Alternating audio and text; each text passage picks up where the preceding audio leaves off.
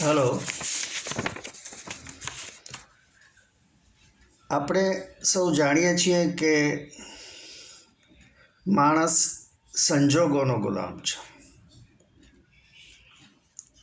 આ એક હકીકત છે,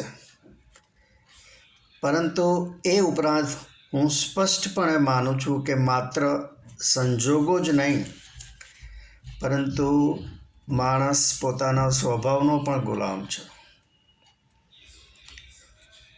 આપણા સ્વભાવમાં રહેલા તત્વો જેવા કે અહમ, ઈર્ષા, ક્રોધ, બૌદ્ધિક સ્તર જેવી અનેક ખામીઓ આપણા સંબંધો અને જીવનને ઘડે છે. સંજોગોની વાત કરીએ તો ગરીબી એટલે કે નબળી આર્થિક પરિસ્થિતિ ઉપરાંત સામાજિક, શારીરિક, માનસિક વગેરે પરિબળોથી આપણા નિર્ણયો અને આપણું જીવન ઘડાય છે. મેં એક બનાવ જોયો કે તેમાં બે અલગ કોમના છોકરા છોકરીઓ વર્ષોથી એકબીજાને જાણતા હતા અને બંને કુટુંબને પરિચય પણ હતો. બંને કુટુંબોની સંમતિ હતી અને તેઓ લગ્ન ગ્રંથિથી જોડાવા માગતા હતા, પરંતુ એક સંકુચિત મનોવૃત્તિવાળા એક આગેવાન એણે વિરોધ દર્શાવ્યો. આને આપણે કહેવાય એક સામાજિક અડચણ.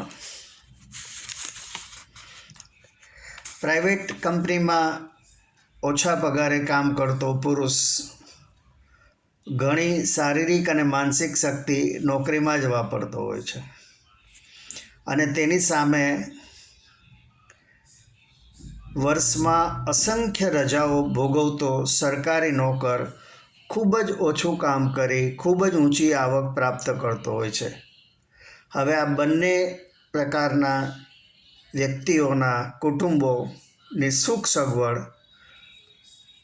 ભિન્ન પ્રકારની જ હોય છે. આપણા સંબંધો આપણા સ્વભાવ અને સંજોગો પ્રમાણે જ ઘડાય છે. જે વ્યક્તિ ધર્માંધ છે, અંધશ્રદ્ધામાં અતૂટ વિશ્વાસ ધરાવે છે, તેને તર્ક વિતર્ક કરતા બુદ્ધિશાળી વ્યક્તિઓ સાથે ન જ ફાવે. ધર્માંધ વ્યક્તિ કહેશે કે આ જગતમાં બધું જ ઈશ્વરની મરજી પ્રમાણે જ થાય છે.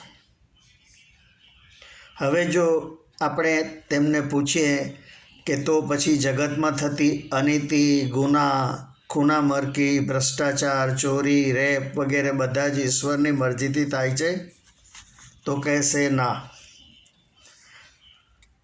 એનો અર્થ એ લોકોના પ્રમાણે જગતમાં થતા બધા જ પુણ્યના કામ ઈશ્વર સ્પોન્સર કરે છે અને બધા જ પાપ મનુષ્ય કરે છે.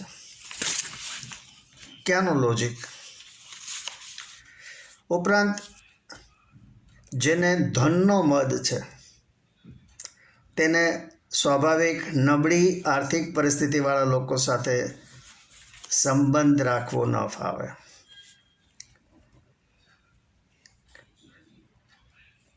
આપણે સમાજમાં જોશું કે જે લોકો ફ્રસ્ટ્રેટેડ છે તેઓ તેમની નજીક આવતા દરેક વ્યક્તિ સાથે બાખડતા હોય છે. આમ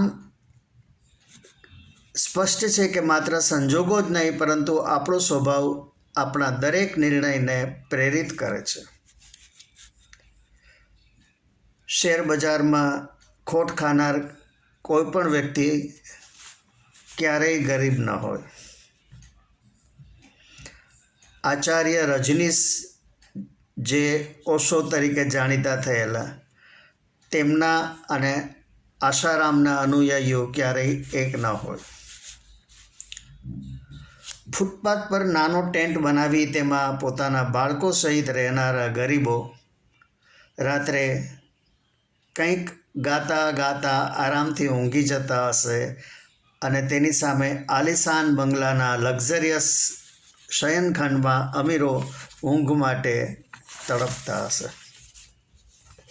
આમ આપણું વર્તમાન જીવન માત્ર આપણા સંજોગો જ નહીં પરંતુ આપણા સ્વભાવ પર નિર્ભર છે.